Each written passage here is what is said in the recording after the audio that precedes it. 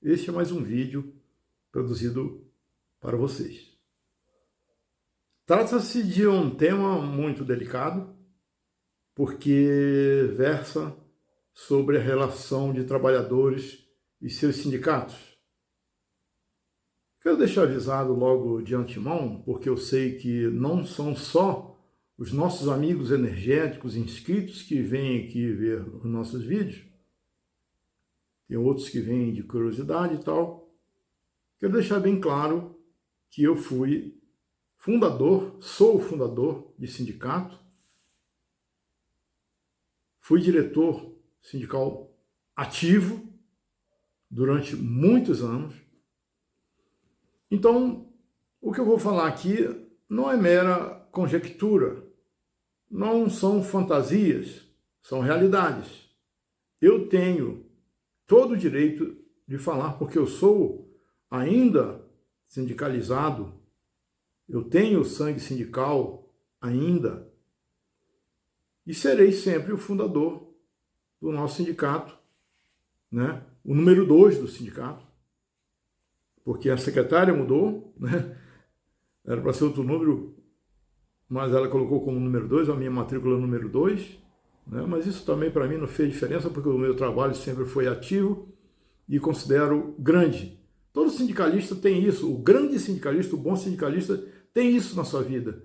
Nunca ele é reconhecido, nunca ele recebe agradecimentos daqueles que ele ajudou direta ou indiretamente, né? Porque diretamente é aquilo que você faz coletivo, ou melhor, diretamente são os dissídios individuais, né? Aquela contribuição que você faz com o associado diretamente a ele, como pessoa e como associado, né? E o difuso, o coletivo, né? São os acordos coletivos de trabalho que você faz, que você luta para obter o melhor possível, sempre foi obter o melhor acordo coletivo de trabalho para os trabalhadores. Então eu falo e falo de cadeira, tá? Pode questionar, pode achar ruim, mas eu vivi e vivo isso, né? Por que eu entrei no assunto? Porque me colocaram em vários grupos de elicitários, ou não, né? Mas todos favoráveis à empresa pública estatal. Todos contra a privatização. Mas realmente ação efetiva eu não vejo. Eu participo, contribuo, não ganho nada para fazer isso, mas estou lá contribuindo com ideias. Ninguém liga. O pessoal da CEMIG, por exemplo, não liga porque eu fui de Furnas. O pessoal da CEMIG não interage. Não sabem que eu defendi a empresa deles. A empresa deles, não nossa, né? A empresa pública é nossa, não tem essa, nem Zé nem Mané. A empresa pública é nossa porque os nossos impostos, na verdade, vão para um buraco só, né? Quer dizer, o buraco, que a gente chama assim, né? Uma contribuição só. Aí o governo gerencia, administra e tal, e o Congresso leva grande parte, né? Leva grande parte para fazer nada. O nosso Congresso não faz nada, não trabalha, não produz, só leva dinheiro. Aí eu disse, bom, é hora de falar, então, por que que os eletricitários e os trabalhadores são sempre derrotados? Ultimamente são sempre derrotados. Tem que ir na justiça, depender do juiz, né? Aí eu vi alguma coisa muito atuante, porque a internet, por exemplo, ela atua na nossa vida direto. Aí seja na nossa vida pessoal, seja na nossa vida profissional, seja nas nossas instituições, como o sindicato, como as associações, a internet está presente. A internet faz parte disso, né? E como eu disse, eu chamo de tentáculos. Seus tentáculos atingem pessoas, atingem clubes, entidades, associações, instituições, empresas. Os tentáculos da internet atingem tudo. Atingem tudo. Onde estiver conectado, não importa. Você sentirá os efeitos dessa rede mundial. E nós sabemos que os efeitos podem ser malignos, certo? Podem ser benignos, mas podem ser malignos. Exige que a pessoa que acesse a rede tenha o discernimento de escolher bem o que é verdade e o que é mentira. Caso contrário, vai ser levado de roldão e vai falar muita bobagem na vida, porque viu no tio Google, que viu insights, né? E esse lado maligno da internet atingiu os eletricitários. É o que eu acho. E transformou uma luta histórica, porque os sindicatos de eletricitários, os sindicatos de trabalhadores, os sindicatos metalúrgicos, né, de onde veio Lula, têm uma história, eles têm uma linha histórica, nós temos, né, uma luta histórica, mas que infelizmente se transformou em algo assim digno de lamentação. Não quero, assim, sinceramente, não quero ensinar ninguém. Eu estou expondo aqui minha ideia. Se alguém quiser contestar, que conteste. Estou expondo minha ideia. Mas posso afirmar que eu vivi a época de sindicato físico, de contato físico. Eu vivi essa época, né? Os contatos, as pessoas eram gente, os locais, eram coisas que se podia tocar, eram coisas que se podia ver. Enfim, eram presentes. Os sindicalistas entregavam boletins escritos, boletins físicos, nas mãos dos trabalhadores, nas mãos dos eletricitários. Iam nos seus locais de trabalho, tomavam café juntos e debatiam aquilo que estava escrito no boletim. Se o sindicato mentisse, ia ser cobrado ali, naquela hora. Por quê? Porque os sindicalistas, naquela época, tinham coragem de ir no local de trabalho dos trabalhadores, dos eletricitários, e olhar nos seus olhos. Eu ia em Brasília, passava semana em Brasília, passei 9 anos indo em Brasília, fazendo uma das minhas funções, que era lutar pelo direito dos eletricitários, nas campanhas, nas discussões, nas audiências públicas, no Nereu Ramos, por exemplo.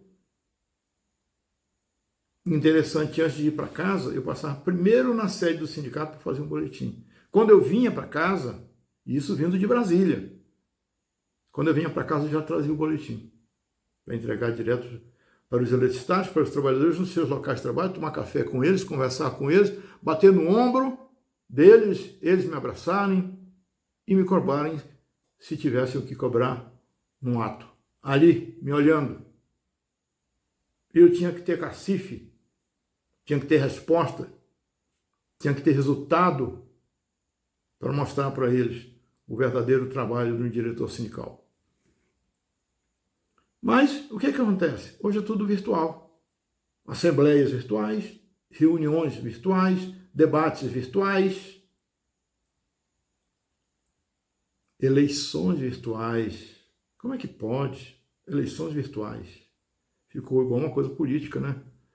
Que o cara nunca viu, você nunca viu, ele vem com dinheiro que nós damos para ele fazer comércio, para fazer merchandising e se apresentar como solução para alguma coisa. E de repente você até vota num cara que você nunca viu na vida. Acontece com o sindicato, né? Então, mesmo com toda a facilidade que a internet proporciona, a participação do trabalhador é mínima. Nessas assembleias, nessas reuniões, nesse debate, é mínima, é mínima. Entra um grupinho lá que ficam jogando pedra um no outro, né? E os sindicatos morreram e permanecem diretores cheios de proteção neles, com mais emprego. Os sindicatos morreram, mas existe, está cheio de diretor, né, que não sai dele de jeito nenhum, está lá, sempre defendendo a sua permanência no sindicato. Então, os sindicatos, na verdade, se transformaram em escritórios de advocacia. Os diretores não dão respostas, eles dizem para o sindicalizado conversar com os advogados. Agora imagine, você quer falar com o diretor do sindicato e o diretor do sindicato diz não, conversa com os advogados, que eles que sabem a resposta sobre essa questão, certo? Existem diretorias de sindicatos, de federações e confederações que estão sob júdice até hoje. E a oposição fica esperando eternamente que a justiça resolva a questão para dar-lhes razão ou não. Para dar-lhe a oposição, né? Porque a justiça não quer entrar nesse tipo de conflito trabalhista, sabe? Não é fácil dar uma resposta, uma análise, né? Um parecer qualquer que seja sobre uma questão, não a trabalhista em si, relação empregado-empresa, mas sim empregado-empregado, que é sindicato, né? A relação ali é empregado-empregado, todos são empregados. Um é diretor, outro é sindicalizado. Mas de repente um quer também ser diretor, quer fazer outra chapa e tal. E acabam sempre, a maioria das vezes, nunca mais vi uma eleição assim que se resolva pacificamente. Sempre tem um quesito judicial e eles sabem disso e a justiça vai, enrola, enrola, enrola. E ali fica anos após anos e a diretoria que deveria ou não sair, fica lá. Impregnada para sempre. Porque a justiça não dá solução. Porque isso envolve quesitos políticos, né? Envolve paixões políticas, vertentes políticas. Mas eu acho que os trabalhadores também são culpados. Por que eles são culpados? Porque eles não se movem. Eles foram deixando, foram ficando, né, muito apáticos e não fazem assim força nenhuma para tirar os inúteis dos seus sindicatos. Certo? Uma que houve um interregno, né? Isso aí foi nesses governos passados. Né? Quando? Quando saíram os mais antigos, os mais velhos, e entraram os mais novos. Quando os mais novos entraram, eles entraram já sem certos direitos. Aqueles direitos que os antigos tinham, mas estão saindo com esses direitos, que foram obtidos com luta, o mais novo não sabe que tinha esse direito. Então ele entra sem ter o direito e não nota, não faz, não sente a sua falta. Porque não lutou. E quando sabe que teve, e às vezes ele entra com alguns direitos, ele não sabe que foi através de luta. Os mais novos acham que foram as empresas que deram. Não, era preciso que alguém dissesse para ele, meu amigo, não foi a empresa que te deu. Foi um sindicalista, que muita gente chama de vagabundo. Hoje tem, né? Mas antes já chamavam de vagabundo, a direita chamava sindicalista de vagabundo. Então o próprio novo que chega precisa saber que algum direito, como ticket de alimentação, transporte, essas coisas todas, quem obteve para ele foi a luta de algum vagabundo, certo? Mas alguém precisa dizer para ele. Alguém precisa dizer para eles. E daí vem esse vazio. Então eles aceitam reuniões, assembleias virtuais, eleições virtuais, né?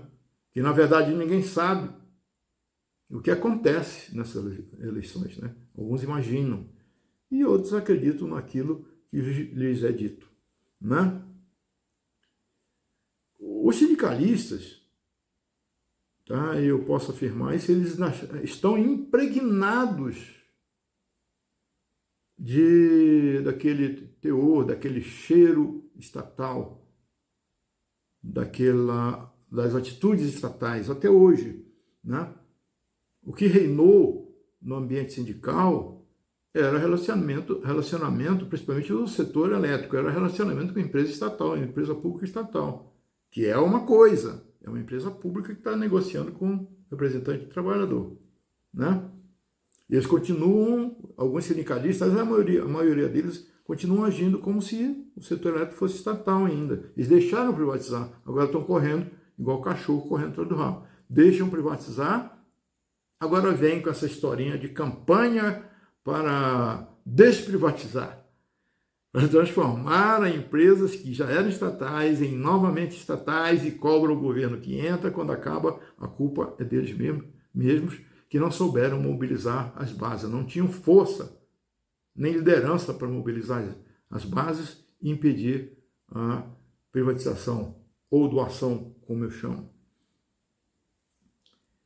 E outra coisa Vamos ter a certeza que as empresas pouco ligam para sindicalistas e sindicatos virtuais. Elas pouco ligam. O que um sindicato virtual vai fazer contra elas? Nada. Vai correr para a justiça, a empresa corre para a justiça também e fica lá eternamente na justiça. E fatalmente a empresa vence. As empresas sabem que os sindicalistas virtuais, não têm a menor força para agregar, não têm a menor força para liderar, para juntar, né? Para dizer vamos, né? Liderar um movimento forte. Nenhum sindicalista, é tudo virtual. O que vai mobilizar? Vai mobilizar bytes? Vai mobilizar bits? É isso que o sindicalista vai mobilizar? E o ser humano? Segue ele? Vai fazer aonde? No TikTok? A greve? Vai juntar tudo no TikTok lá e fica de greve no TikTok. Beleza, né? Assim não vai para frente. Assim não vai para frente. Então, as empresas sabendo disso, elas continuam fazendo o que querem. As empresas fazem o que querem, tá?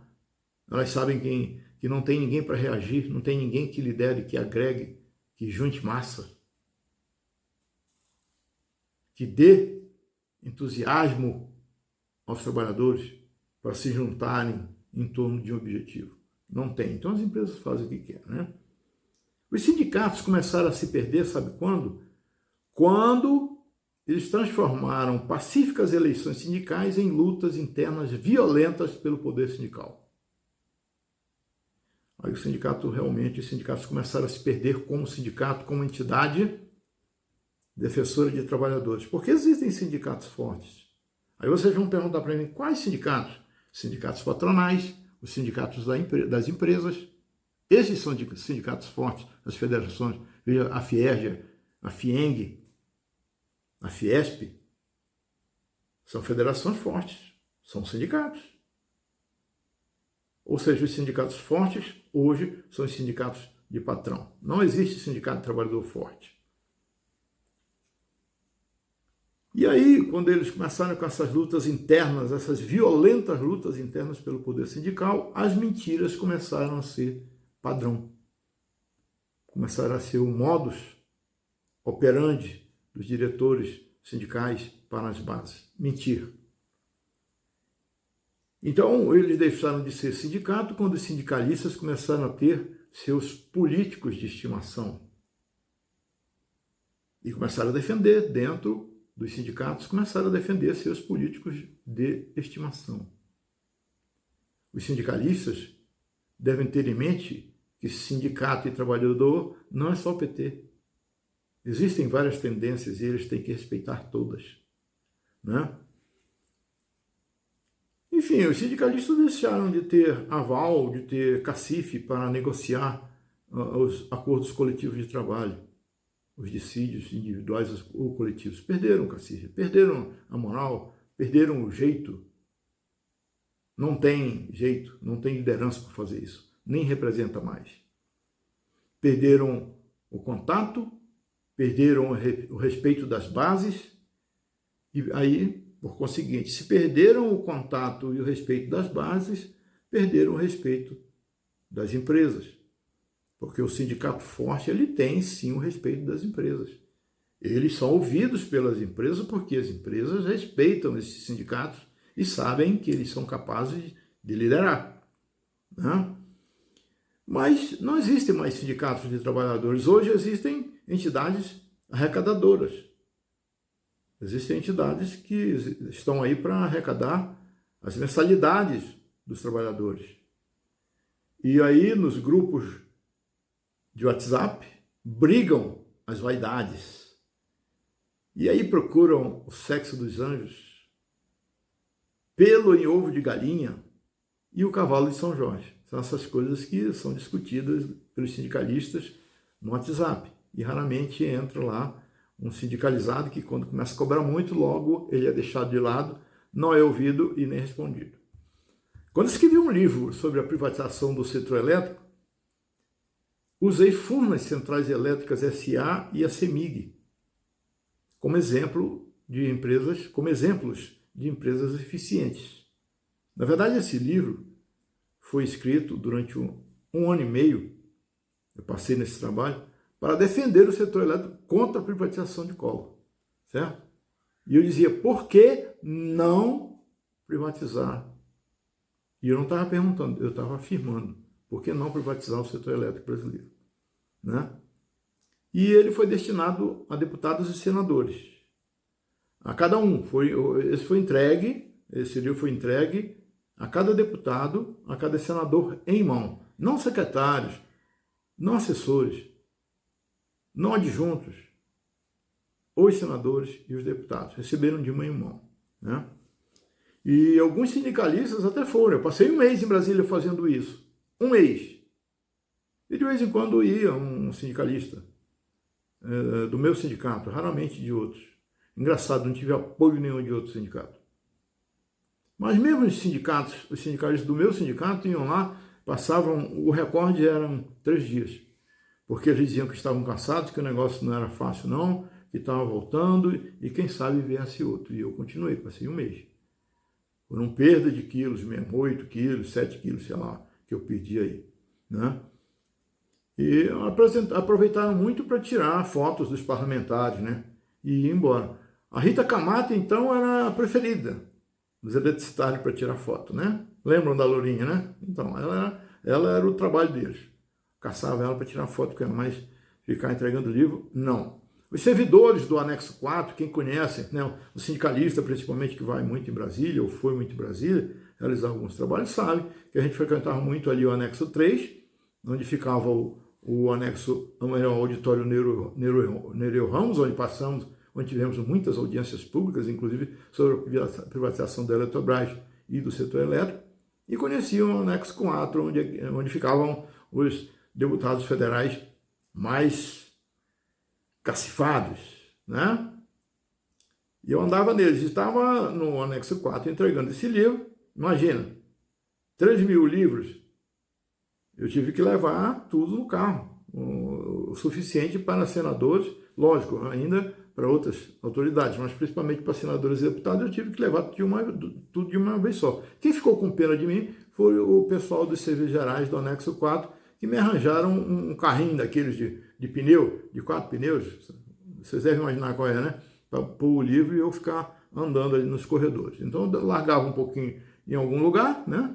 Ou num canto, ou no meio, ninguém ia mexer mesmo, e pegava alguns e ia de escritório em escritório, né? Em gabinete, e depois voltava ao carrinho, e ao final daquele trabalho, que era bem tarde, eu costumava sair até 11, 11h30 da noite, aí eu deixava num canto, num quartinho lá, onde os servidores, né, os serviços gerais do anexo 4 tinham dito, você deixa aqui, aí de manhã você pega de novo. Foi isso que eu fiz, né?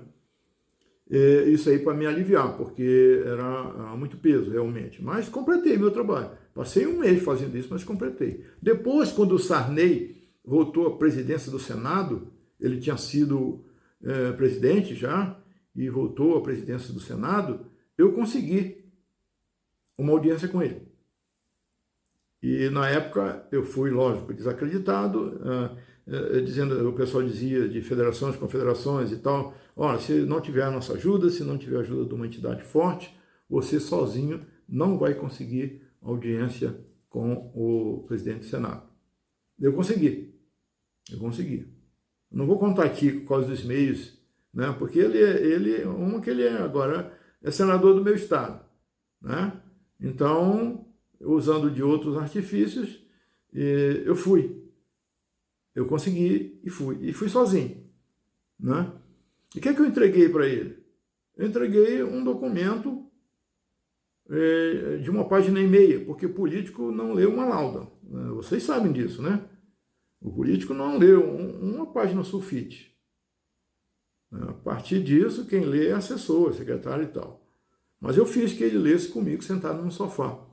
Ele tinha acabado de atender uma delegação japonesa e mandou avisar, porque eu cheguei na hora.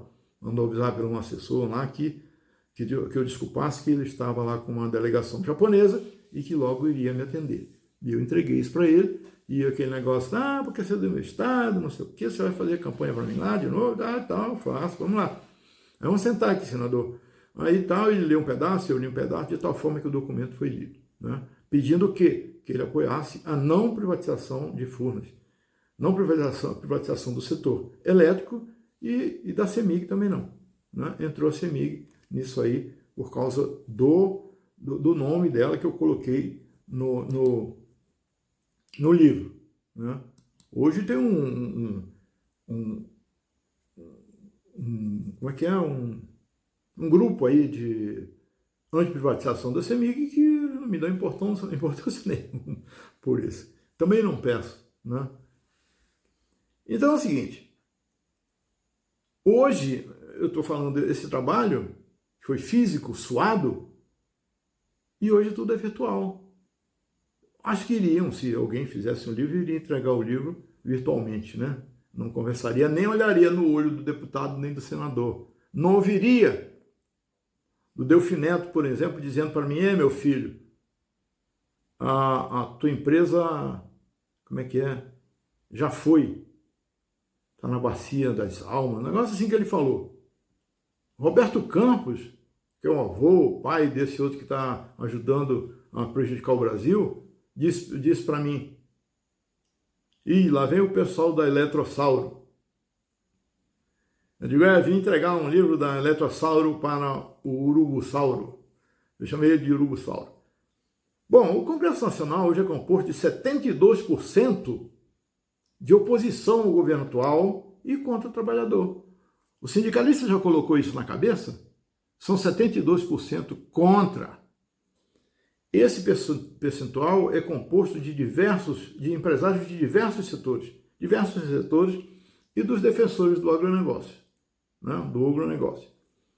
Ou seja, é fácil perceber então, não são defensores dos trabalhadores.